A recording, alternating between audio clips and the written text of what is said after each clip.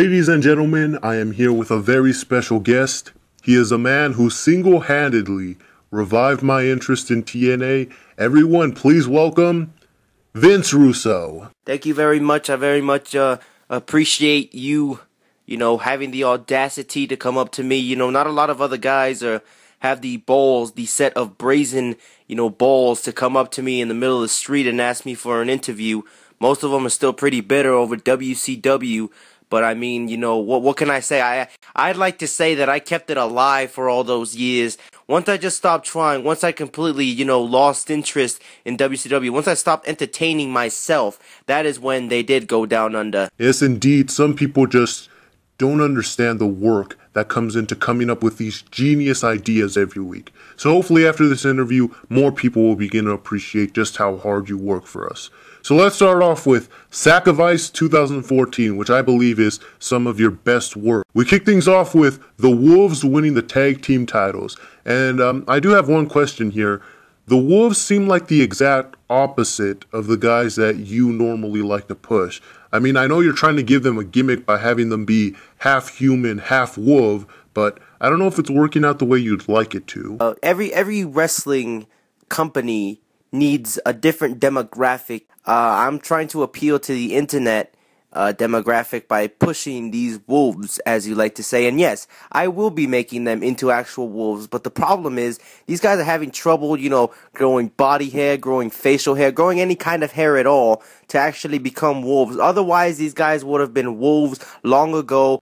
I actually had the idea. It was unfortunate. It was shut down by Dixie Carter, but I had an idea where they would be on all fours when MVP debuted, and they would howl when he came out. And I thought that would have been a brilliant way to debut them. You watch Twilight, don't you? So not only am I, pandering to the demographic of internet fans, I'm also pandering to the demographic of teenage girls, because, they did love that wolf guy. If I could kill two birds with one stone here, I'm going to make them into actual wolves. That way girls love them, and they're still going to be great wrestlers, so the internet loves them. So I see it's a win-win either way, plus it entertains me. That is the most important part. It entertains me. Well, I guess when you put it that way, it does make a lot of sense.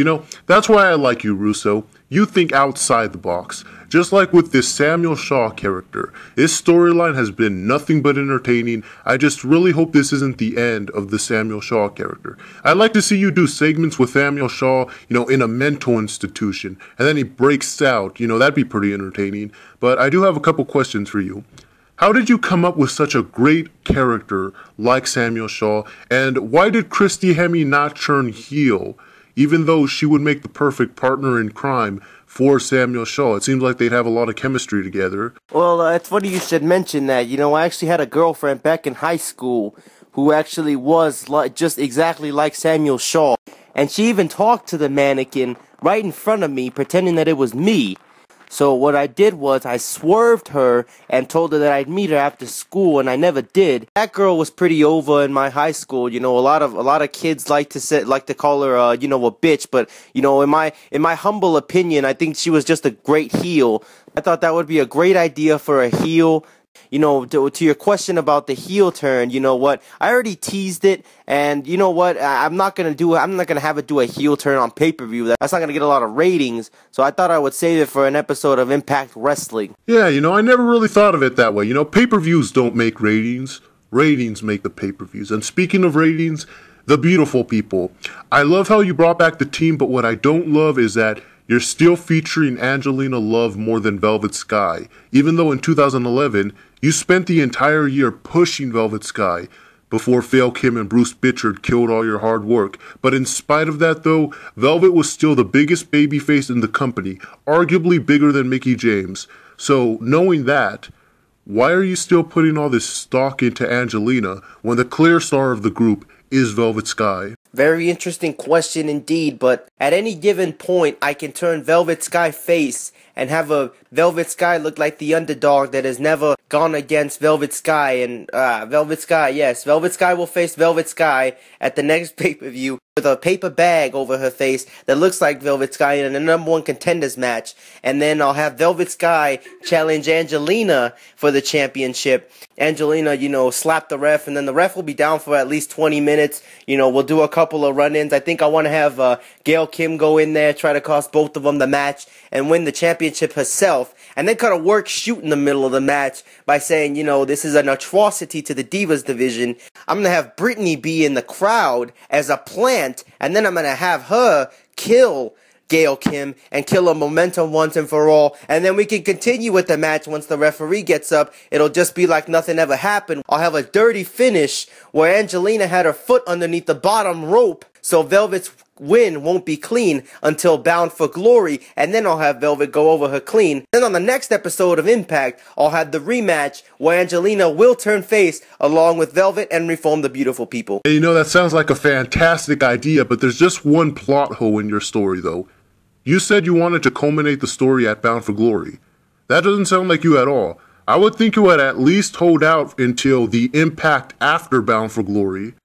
Yeah, indeed. You know, I kind of got caught up in the emotion there of, you know, this great storyline. You know what? Why wait till Bound for Glory? You know, let's just do it next week. Let's just have a whole hour of them, you know, building up their match, and then have it on the last match on the card. What the hell? I'm Vince Russo. I can do whatever I please, you know. I entertain myself each and every single day, and this will entertain me more than anything else in the entire planet. Pay-per-view buy rates are all just numbers. They're just statistics, and statistics don't make ratings. What makes ratings is more ratings. Great matches that seem like they should be on pay-per-views, but they're not on pay-per-views. They're on TNA Impact. Once I can catch up to the WWE when it comes to ratings, then I'll worry about pay-per-view buy rate. But for now, we need to get our ratings back up. Yeah, you know what? I do like the way that sounds, but the direction it looks you're going in now is instead pushing Fail Kim to get another title reign.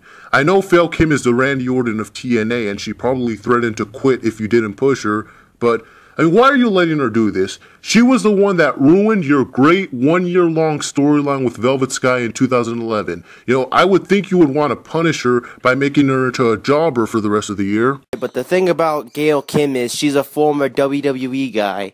And there's just something about former WWE guys that just draws my attention and makes me want to push them, you know. I try to give her the mic as much as possible. I try to get her to do a character. But if I don't give her a mic, I mean, what can I do for her? Put her in the bra and panties matches. And I feel that that's the only way I can get her over. I don't know if you've been watching wrestling for the past 10 years, but Gail Kim has never really had a character. I mean, when she debuted in the WWE, she didn't do anything. All she did was take her sunglasses off pretty angrily for whatever reason. You know, I don't know what those sunglasses did to her, but you know what? Maybe I could bring back those sunglasses and start a feud between Gail Kim and the sunglasses, and actually have the sunglasses go over, because in all honesty here, I think the sunglasses could get way more over than Gail Kim ever can. Yeah, you know, I did always think those sunglasses had more charisma than Fail Kim ever did. My only concern here, though, is that you might be persuaded to actually put the belt on Fail Kim again, just because Taryn Terrell is coming back. You know, last year, that feud didn't really need the knockout title to stand out. All it needs is good gimmick matches, and if anyone knows anything about good gimmick matches, it's you. You know, you can put them in bra and panty matches, and mud wrestling matches, and pole-on-a-pole matches. I mean, does the feud really need a title to be entertaining? Yes, indeed. You know, it's still like a tough way to bring back Taryn Terrell without having the championship on Gail Kim. You know I just put the championship on Angelina, but I'm already getting tired of Angelina as the champion. I want a new champion. So I think what I'm going to do is I'm going to have next week, I'm going to have Angelina drop the belt to Gail Kim, and then, you know, Taryn Terrell's going to make a comeback, and then 2 weeks later, I'm going to have, you know, Gail Kim drop the belt to Taryn Terrell in their, you know, ultimate final encounter match. We're going to have a rematch at Slammiversary, where, you know, the loser leaves TNA, and then I'll have Gail Kim lose the match. Yeah, well, if this is heading toward a Fail Kim retirement match, then I'm all for that. But another question, where does that leave my Santana Garrett? I mean, Madison Rayne never got a rematch for the title because Fail Kim just can't take one damn week off to allow it. But now, because of Fail Kim, my Santana Garrett is almost entirely pushed to the back burner. And I thought Santana is someone that would entertain you more than anyone. Well, as we all know, you know, sometimes I just forget about storylines when I start booking shows. You know, I kind of want to spotlight one storyline. So I might have forgotten that one on the back burner, but it's definitely on my list of things to do. You know, I think it's too early to turn Brittany heel. You know, I think it's only been like 3 weeks. I want to wait at least 5 weeks before I turn her heel. The thing about Madison Rayne is, you know, I never really wanted her to be champion. I always preferred her as a heel, so I feel that this way, you know, she could kind of slide in the back a little bit, and then she could turn heel on Gail Kim, and, you know, I could continue the feud between Gail Kim and Madison Rayne while keeping both of them out of the title picture. That sounds great, but let's move on from the knockouts already, and let's talk about one of your most brilliant ideas up to date. That amazing tables match with Bully Ray and Bobby Roode, and I have to say, having the referee get knocked out by the wind was one of the most creative ref bumps that I've ever seen in all my years of watching wrestling. That double swerve at the end, where Spike Dudley interferes, only to have it be revealed that it's just Dixie Carter in a Spike Dudley costume, like a swerve within a swerve. After I booked this match, I printed out a bunch of Vince Russo pictures and filled up my bathtub in it. And then I took a bath in all my own pictures, because that's how proud I was of myself after this match. This was kind of a knock at the WWE because they make the referees so fragile. So I thought what I would do was, I wouldn't even have the guys touch the referee. I would just have them knocked down by whatever the hell comes at them. And I wanted to put the World Championship on Dixie Carter instead of Magnus. Dixie Carter has way more charisma than Magnus does, and Dixie Carter is way more over than Magnus is. So you know what? I'm going to put the World Championship on Dixie Carter and have the great Eric Young's reign where he's beating all these big guys like Magnus and Abyss and Bobby Roode, and I could have all that culminate with Dixie Carter winning the TNA World Heavyweight Championship. Yeah, you know what, now that I think about it, I actually would be all in for a Dixie Carter World title reign. I mean, you know, legitimize it and give it some more credibility. Also, one question I have here is, why did MVP save Dixie Carter? That didn't really make a lot of sense to me. There doesn't need to be a real reason behind it, as long as it's entertaining, and at least that's from my view standpoint, and from my view standpoint is everyone's view standpoint. So you know what? Everyone agrees with me. Yeah, you know, I guess you have a point. It's all about entertainment, and nothing says more than entertainment than watching three guys play cards to determine a new #1 contender for the World title. Now, you know, I really love this idea. I think what you should do next, you should take it a step further and have Angelina Love defend her knockout title in a game of strip poker. Yeah, you know, if there's one thing I also really love, it's playing cards. And I thought, you know what, why not combine my two loves of playing cards and wrestling? You know, a lot of people were telling me how that wasn't a great idea. But, you know, I don't care what other people say. You know, I thought it was a great idea, so I just went through it with it my damn self. No, you also managed to do the impossible. You actually proved that wrestling can be entertaining. You had Derek Bateman in a great wrestling match against Rockstar Spud, and that was pretty entertaining. You know, I was watching South Park the other day, and, you know, there's a guy who was an advocate for, you know, classic wrestling, you know, this is real wrestling. And you know what, I thought, you know what, I would give this guy something to smile about. So I just like to bring smiles to the faces of all the people, mostly myself. Kurt Angle, you know what, I applaud the guy. He came back 3 weeks after tearing his ACL, which is unbelievable. You know, I think I'm going to have next week just reveal him to be a cyborg. That was also kind of a knock on the WWE, you know. How unbelievable is it that John Cena came back 3 months after surgery? So I thought instead of 3 months, I would wait 3 weeks just to make him look that much more stupid.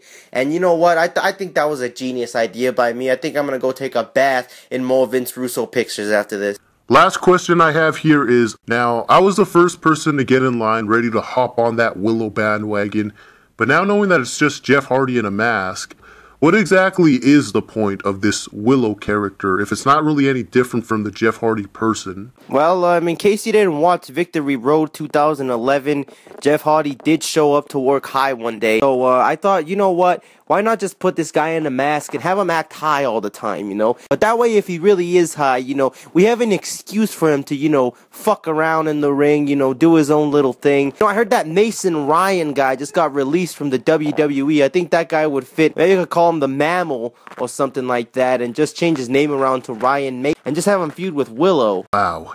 That is genius. Mr. Russo, you have opened my eye. We're all out of time, unfortunately. Hopefully we can have Mr. Russo back in to dive deeper into some of these great storylines. You mind giving us a good old Russo-rific sign-off? Yada, yada, yada. Blah, blah, blah. Heel turn, swerve. Pole, heel turn, swerve. Heel turn, plant, heel turn.